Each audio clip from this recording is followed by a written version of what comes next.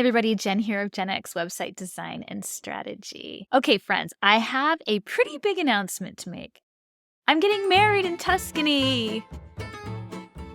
Okay, this isn't new news, at least not in my world, but I'm sharing it with all of you because what better way to demonstrate the ease and flexibility of building a Squarespace website for your destination wedding than to share mine with you? If you're interested in following me on my journey while learning how to build a destination website for yourself or maybe a friend, please join my mailing list, specially reserved for this purpose. You will have opportunities to ask questions, leave comments, and please, oh please make suggestions. Share with me what you may have included on your own wedding website or what you think should be included on mine. This will be fun. In the meantime, allow me to elaborate on a few key features you need on your destination wedding website and my suggestions for how to accomplish them. I admit it, I am totally 100% biased when it comes to email service providers or ESPs. In my opinion, ConvertKit is the best. Their platform is intuitive, they provide easy to follow tutorials, and their customer support is top notch. If you have any issues or trouble or need help setting things up, they have an extremely responsive customer support team. I've contacted them a few times using their live chat, and they've helped me resolve my issues, which were completely due to operator error, every time. They will not close out a support ticket until they're certain you've been sufficiently helped. When you use an ESP like ConvertKit, you get a lot of data. You can see your list of recipients, you can see who has opened your emails, and you can even see who has clicked through to any links you've included. For example, this link right here that goes directly to the website.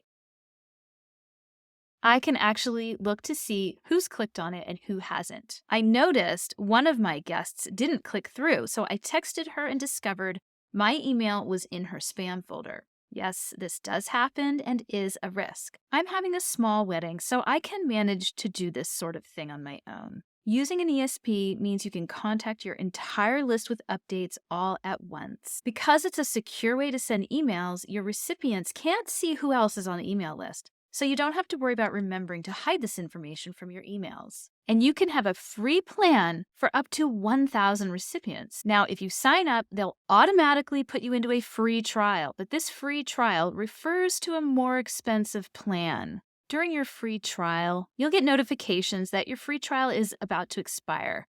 But don't panic. They are only referring to the free trial, and they're trying to get you to upgrade. You can simply downgrade to the free plan after your trial expires and continue to use ConvertKit to communicate with your guests. Some ideas for your email list are a save the date email, maybe a wedding invitation linked back to your Squarespace website, and I'll explain that in a few. Surveys, collect guest information, provide itinerary updates, things to do, points of interest, how to get to the venue. You could even invite them to a Facebook group or other social media account you've set up specifically for your wedding. And hey, if you have any more ideas, I'd love to hear them. Drop them in the comments below. Squarespace's blog collection is the perfect feature to organize everything your guests will need to know to plan their trip.